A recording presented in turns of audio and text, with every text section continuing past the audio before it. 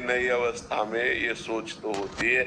अगर बच्चा हम एकाग्रता पूर्वक अपने पाठ को, तो हमें लगता है कि फेल कैसे हम हो गए।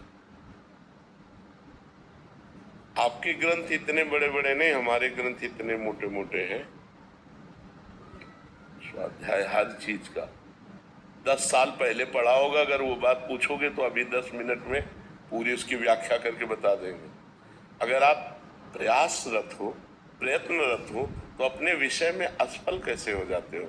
या तो आप ब्रह्मचर्यहीन हो रहे हो, इधर उधर प्रपंच कर रहे हो, अपनी पढ़ाई से विमुख आचरण कर रहे हो, मनोरंजन कर रहे हो।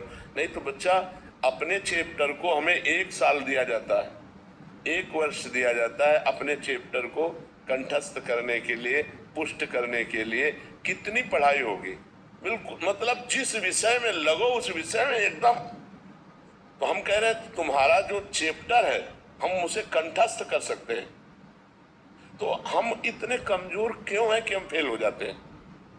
अगर ये हो कि भाई टीचर कोई पक्षपात करता है तो बात अलग है, नहीं तो हम फेल क्यों हो जाते हैं। कहीं ना कहीं हम गलत हैं।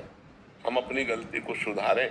और असफलता मिलना सफलता का एक प्रतीक है कि हमें और जोश आना चाहिए। आप जीवन में कभी असफल नहीं होंगे।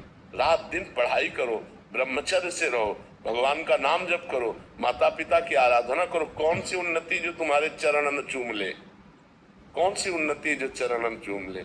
इसलिए हमें तो लगता है कि हम अपने धर्म ग्रंथों को ऐसे याद किए हैं जैसे काका गागा नहीं याद किया जाता, ऐसे याद, उठते बैठते चलते फिरते जो पद है, पूरी 84 जी, पूरा सुधा निधि जी, पूरी सेवकवाणी, पूरी स्फुटवाणी, उसे जिस विषय में लगे तो अपने विषय में लगे, जिस विषय में लगे तो एकदम लगे। तो आप फेल कैसे हो गए। अपने विषय का ज्ञान आपको क्यों नहीं है। ऐसा तो कोई चैप्टर प्रश्न दिया नहीं जाता जो क्लास का ना हो। मान लो आप 12वीं में हैं तो 12वीं के क्लास के अंतर्गत ही आपको दिया जाएगा। ऐसा नहीं है कि आपको आगे का दिया जाए। आप जितनी क्लास में पहुंचते जाएंगे योग्यता, उतना ही आपको प्रश्न दिया जाएगा। तो हमको अपने चैप्टर को घुस करके घुन की तरह लगना चाहिए। जैसे गेहूं में घुन लग जाता है ना, पूरा खोखला कर देता है, ऐसे में अपने चैप्टर में लग करके पूरे चैप्टर को अपने माइंड पे बैठा लेना चाहिए। हमारा माइंड बहुत विस्तार से है, अनंत जन्मों के संस्कार भरे हुए हैं, छोटी सी चिप में मन की अनंत जन्मों के। तो ये सब पूरा आपको भर लेना चाहिए। कहीं ना कहीं आप प्रमाद कर रहे हैं, कहीं ना कहीं आप त्रुटि कर रहे हैं, उसको संभालिए, नहीं तो ये निराशा ऐसी बढ़ जाएगी कि जीना मुश्किल हो जाएगा।